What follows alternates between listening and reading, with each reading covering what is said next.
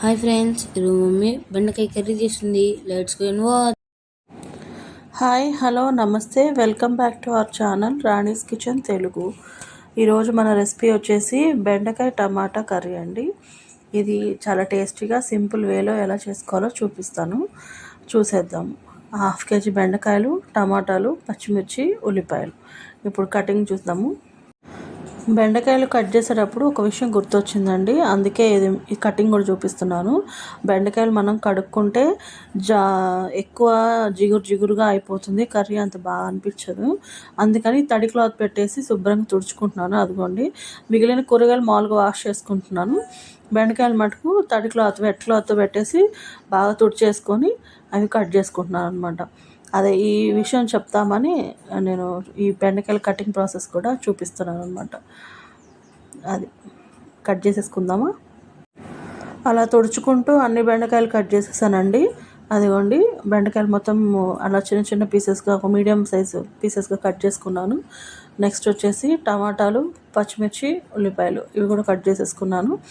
మిగిలిన process curry చేసేటప్పుడు చూపిస్తాను, పదండి. ప్రాసెస్ స్టార్ట్ చేసేద్దామండి. ప్యాన్ పెట్టేసుకొని ఆయిల్ పోసుకున్నాను. 3 to 4 స్పూన్స్ పడుతుంది. 1/2 kg బెండకాయలు కదా, అవి జిగురుగా ఉండేస్తుంది కాబట్టి బాగా అడుగంటుతుందని కొంచెం ఒక 2-3 స్పూన్స్ ఎక్కువ వేసుకున్నాను. ఇప్పుడు తాలింపు గింజలు వేసేసుకుందాము. ఆయిల్ హీట్ అయిపోయింది. తాలింపు గింజలు వేసేసుకొని పచ్చిపప్పు, మినపప్పు, జీలకర్ర, ఆవాలు ఇవే నేను వాడేది, అవి వేసేసాను. అండ్ ఇవి వేడైపోయిన తర్వాత బెండకాయలు వేసుకుందాం. బెండకాయలు వేసేటప్పటికి నేను ఒక చిన్న విషయం చెప్పాలనుకుంటున్నానండి. ప్లీజ్ నా వీడియోను కనుక నచ్చినట్లయితే లైక్ చేసి, షేర్ చేసి, సబ్స్క్రైబ్ చేసుకోండి తప్పకుండా. Please support me friends. కొత్తగా చేస్తున్నాను, సపోర్ట్ చేయండి నా వీడియోస్ నచ్చినట్లయితే. సరే, ఇంకా కర్రీలోకి వెళ్ళిపోదాం. తాలింపు వేడైపోయింది కదండి, ఇక్కడ మనం ఉల్లిపాయలు, పచ్చిమిర్చి వేసి ఫ్రై చేసుకుందాము.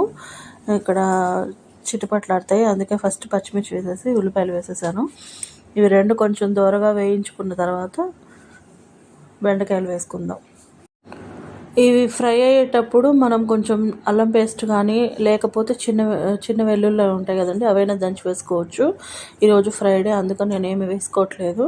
నార్మల్గా ఇక్కడ ఈ టైంలో వేసుకుంటే బాగుంటుంది, టేస్ట్ బాగుంటుంది, అందుకని నేనేం వేసుకోవట్లేదు. ఇంకా డైరెక్ట్గా బెండకాయలు వేసేసి ఫ్రై చేసేస్తాను. ఆనియన్, పచ్చిమిర్చి ఇక్కడ ఫ్రై అయిపోయింది కదండి, ఇప్పుడు బెండకాయలు వేసేసుకుందాము. వేసిన తర్వాత మనం చిన్నగా కలుపుకోవాలి. దబా కలిపేసేసామనుకోండి, మొత్తము స్మాష్ అయిపోతాయి, అంటే ముద్దలాగా అయిపోతుంది, కర్రీ బాగా అనిపించదు. సీడ్స్ అన్నీ బయటకు వచ్చేస్తే ముద్దలాగా అనిపించి కూర కూడా చూడటానికి బాగోదండి. అలా నిదానంగా కలుపుకోవాలి. కొంచెం సేపు ఇక్కడ లిడ్ క్లోజ్ చేసి మగ్గబెడదాము. తర్వాత సాల్ట్ అవి వేద్దాం. ఇప్పుడే వేయొద్దు, స్టార్టింగ్లోనే, ఎందుకంటే జిగురు బయటకు వస్తుంది కాబట్టి. ఇప్పుడు లిడ్ క్లోజ్ చేసేసి కొంతసేపు మగ్గబెట్టేద్దాం. ఒక 5 నిమిషాల తర్వాత లిడ్ ఓపెన్ చేసి చూస్తే అదిగోండి అలా కొంచెం మగ్గి ఉంటాయి.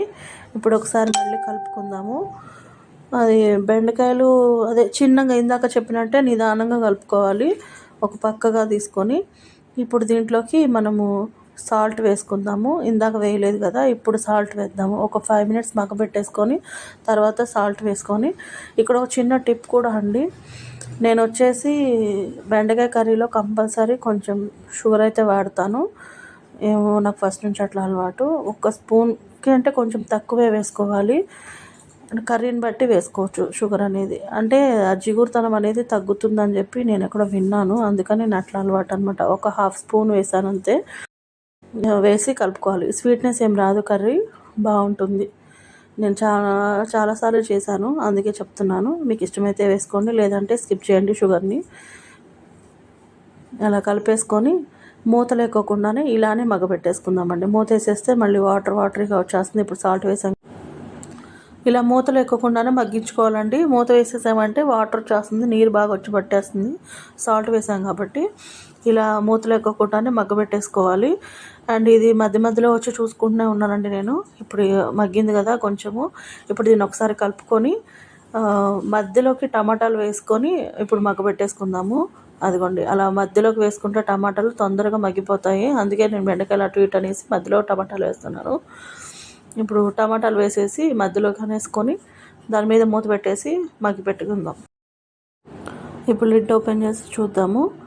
అదిగోండి టమాటాలు బాగా సాఫ్ట్ అయిపోయినాయి. ఇవి వచ్చేసి ఇంకా ఇప్పుడు మెత్తగా స్మాష్ చేసుకుందాం గరిటెతోనే.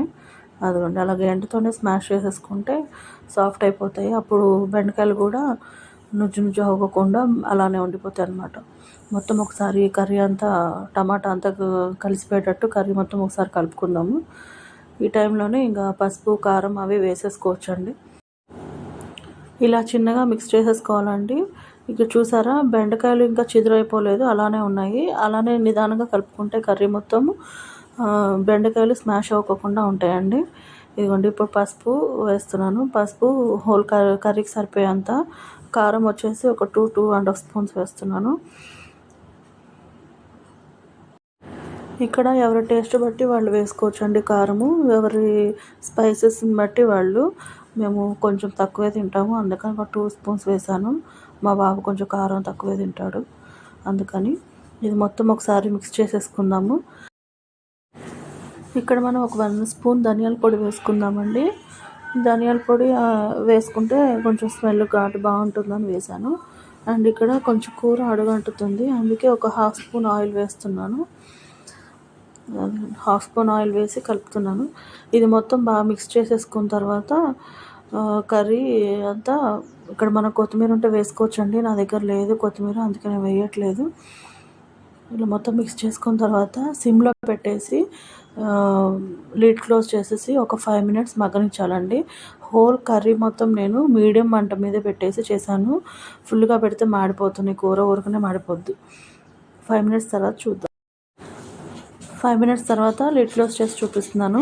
ఇక్కడ ఆల్రెడీ కర్రీ కట్ చేసి ఆపేసేసాను స్టవ్ మీద నుంచి. ఇక్కడ చూపిస్తున్నాను. చాలా కలర్ఫుల్గా బాగా కనిపిస్తుంది కదండి. చాలా టేస్టీగా సింపుల్గా తొందరగా అయిపోతుంది బెండకాయ టమాటా కర్రీ. సో గైస్, మీకు నచ్చితే లైక్ చేయండి, షేర్ చేయండి, సబ్స్క్రైబ్ చేయండి. Please support me friends.